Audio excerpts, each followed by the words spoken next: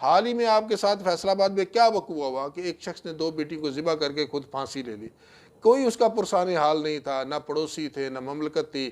کسی نے اگر اسے معاشرہ سنبھال لیتا تو یہ 3 انسانی جانیں بچ سکتی. جو ذمہ داری اللہ رب العزت اپنے اوپر بنفس نفیس لیتے ہیں وہ اللہ خود نہیں پورا کرتا.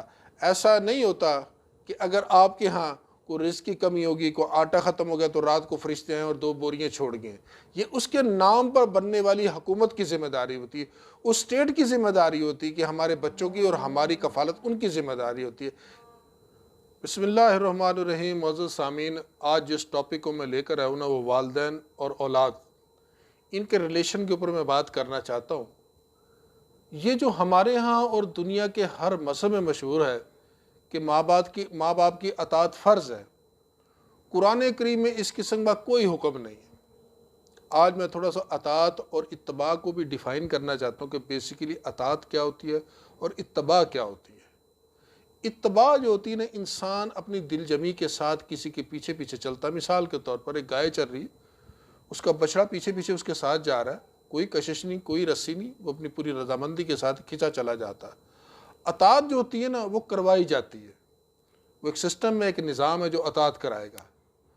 اسی لیے جب تک بچے چھوٹے ہوتے ہیں، ان کی عمر چھوٹی ہوتی ہے، جب معاملات کے فیصلے خود نہیں کر سکتے، اس وقت تو لامالا ماں باپ کے فیصلوں کے مطابق انہوں نے چلنا ہے.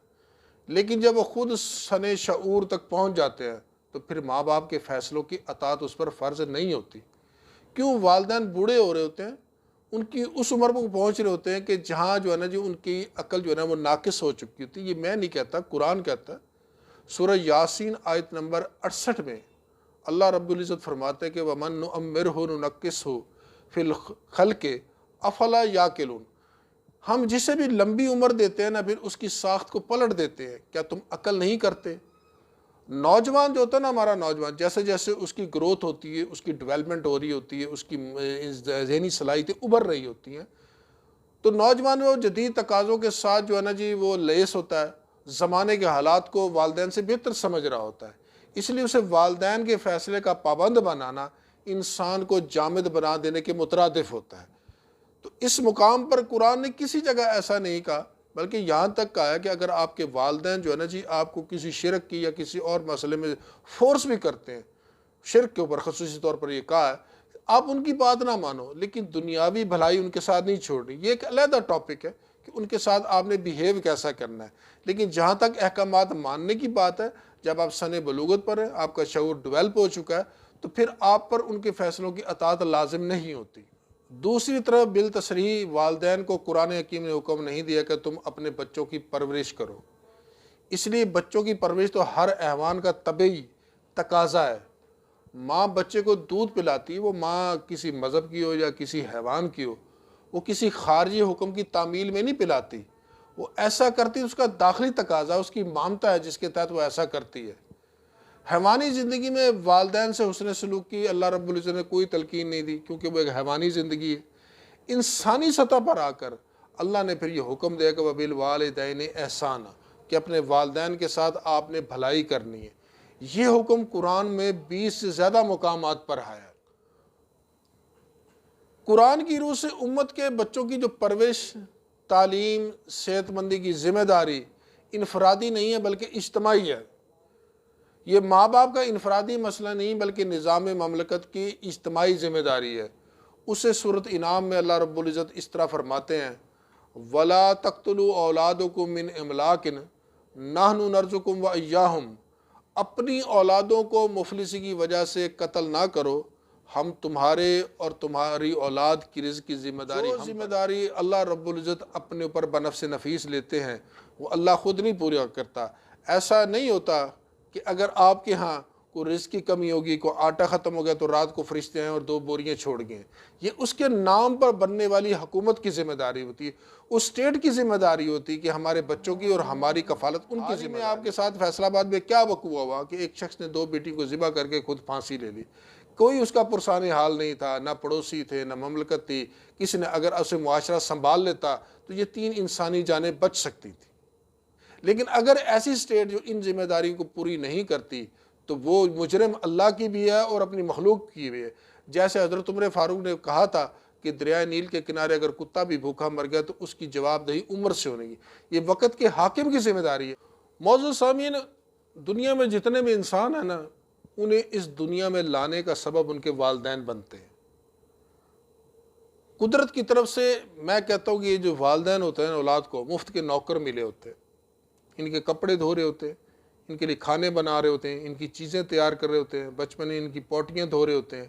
تو قدرت نے بڑے مفت کے انہیں نوکر دیے ہوتے ہیں. دنیا کا سب سے وفادار رشتہ بھی یہ والدین کا ہوتا ہے. دنیا کی سب سے محفوظ جگہ جو ہے نا جی، ماں کی گود ہے. حضرت موسیٰ علیہ السلام بھی جب کوہ طور پر قدم رکھنے لگے تھے نا، تو اللہ رب العزت نے اسی وقت موسیٰ علیہ السلام سے کہا تھا کہ موسیٰ، آج کوہ طور پر قدم سنبھال کر رکھنا، تمہارے پیچھے دعائیں کرنے والی ماں کو ہم نے اپنے پاس بلا لیا ہے. اس لیے ماں جو ہوتی ہے وہ اپنی اولاد کے لیے کتنا تڑپتی ہے. اصل میں بیسیکلی یہ جو اولاد ہوتی ہے نا، یہ اس کے جسم کا حصہ ہوتی ہے، اسی کے اندر سے نکلی ہوئی ہوتی ہے نا. یہ جو دوسری طرف اس کا اپوزٹ اثر جو ہم اپنے معاشرے میں دیکھ رہے ہیں، سب سے بڑا جو بگاڑ پیدا کر رہا ہے نا، وہ ہمارا میڈیا پیدا کر رہا ہے. آپ اپنی ٹی وی کھولیے، ڈرامے دیکھیے، وہاں کس طرح گستاخانہ لہجے کے ساتھ، چاہے وہ ڈرامے بھی ہیں لیکن وہاں اولاد کا بیہیویئر والدین سے دیکھیے. بچیوں کو گھر میں سے بھاگنے کی وہاں ترغیبیں دی جاتی ہیں. جو نسلیں ایسی تیار کی جاتی، دکھائی جاتی کہ والدین کے ساتھ کس طرح بیہیو کرتے ہیں. جیسے وہ کہتے ہیں نا، ایک مثال بنی ہوئی، ایک ماں اپنے بچے سے کہنے لگی، بیٹا جب تو پہلی دفعہ بولا تھا نا تو میں بڑی خوش ہوئی تھی. دنیا کو بتاتی پھرتی تھی کہ میرے بیٹے نے آج یہ الفاظ کیا. آج جب تو بولتا ہے تو میں سہم جاتی ہوں، ڈر جاتی ہوں، بیٹھ جاتی ہوں. بیٹا جو ہے نا وہ اپنے والد کے ساتھ گستاخی کرتا ہے. دوسری طرف اگر آپ ان والدین کو دیکھیں نا، یہ والدین بڑا مظلوم طبقہ ہے ہمارے معاشرے کا. میں نے باپ کو اپنی اولاد کی خاطر گالیاں کھاتے بھی دیکھا ہے. اس باپ کی آپ ناشکری کرو گے، ناقدری کرو گے. میرے پیرنٹس کو پاسٹ ہوئے مور دین 20 ایئرز ہو گئے، لیکن آج بھی وہ میری یادوں میں زندہ ہے. آج بھی ان کی جسم مجھے یاد ہے. آج میں آپ کو ایک طریقہ کار بتاتا ہوں کہ جن لوگوں کے والدین زندہ ہیں وہ تو بڑے خوش قسمت ہیں، لیکن جن کے والدین اس دنیا سے چلے گئے، کبھی کبھی سارے بہن بھائی نا اکٹھے ہو کے بیٹھ جایا کرو. جب آپ گفتگو کرو گے نا، دیکھ لینا یہ الفاظ اٹھیں گے کہ یہ جب بولتا ہے نا اس کی آواز ابو کی طرح ہے، یہ جب ہنستی ہے تو یہ بالکل امی کی طرح لگتی ہے. تو اس طرح آپ ان کے اپنے والدین کو اس انداز سے یاد کرتے ہو. یہ ان کی شبیہ ہوتی ہیں، یہ جتنی اولاد ہوتی ہے. جیسے واصف علی واصف سے کسی نے کہا تھا کہ ان سے پوچھا گیا کہ میرے والدین اس دنیا میں زندہ نہیں رہے، میں بتاؤ کیا کروں. انہوں نے کہا تھا اپنے بہن بھائیوں کی خدمت کرو، یہ سوچ کر کہ یہ بھی میرے والدین کی اولاد ہے. تو لہٰذا یہ دنیا کے بہت بڑی نعمتیں ہیں. یہ بزرگ جو ہوتے ہیں نا، یہ گھروں کا تالا ہوتا ہے. یہ جو ہمارا کلچر ہے جس میں ہم رہ رہے ہیں نا، یہاں ہم اپنے والدین کو نہیں چھوڑ سکتے. لیکن کچھ والدین ایسے بھی ہیں جن کی غلط فیصلوں کی بھینٹ اولاد چڑھ جاتی ہے. تو لہٰذا یہ والدین کو بھی سوچنا چاہیے، ان کا تشخص قائم رکھنا چاہیے، ان کی پرسنالٹی کو ڈاؤن نہ ہونا چاہیے. آپ بار بار بھی کسی چیز کی شکایت کر کے اسے بگاڑ دیتے ہوتے. تو لہٰذا یہ اولاد کو بھی اس انداز سے گائیڈ کیجیے، اصلاح کیجیے، انہیں سمجھائیے. وہ بھی آپ ہی کی اولاد ہے، سمجھ جائے گی. معاشرہ جو ہوتا ہے نا، اگر آپ نہیں بھی سمجھاؤ گے تو وہ جو اولاد ہے نا اس معاشرے سے گندہ نالج بھی لے کر آ جائے گی. بہتر یہ نہیں ہے کہ آپ اپنی اولاد کو خود تربیت کیجیے. امید ہے کہ میری ان باتوں سے اس معاشرے میں اچھے نتائج نکلیں گے. انہی الفاظ کے ساتھ آپ سے اجازت چاہوں گا، پھر ملیں گے کسی نئے ٹاپک کے ساتھ.